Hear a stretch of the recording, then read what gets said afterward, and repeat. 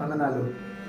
మనము చిన్నప్పుడు అనగనగా ఒక రాజు, ఆ రాజుకి 7 కుమారులు అనేటువంటి కథలు వినే ఉంటాం. కానీ ఆ రాజుదేవుడు దేనికి ఆయన రాజు, కుమారులు ఉన్నారో లేరో మనకు తెలియదు. కానీ మనము ఇన్స్పిరేషన్గా తీసుకుంటాం. దాని ద్వారా మనం ఎంతో ప్రభావితం చెందుతాం.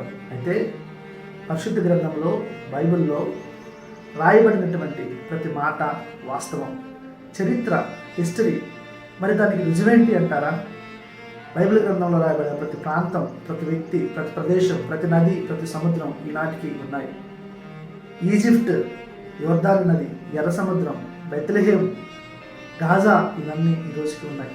ఇప్పటికైనా కల్పిత కథలకి ప్రభావితం చెందిన నీవు బైబిల్ గ్రంథంలో, పరిశుద్ధ గ్రంథంలో రాయబడిన దేవుని మాటల చేత ప్రభావితం చెందితే నీ భవిష్యత్తు, నీ బ్రతుకు, నీ జీవితం మారుతుంది.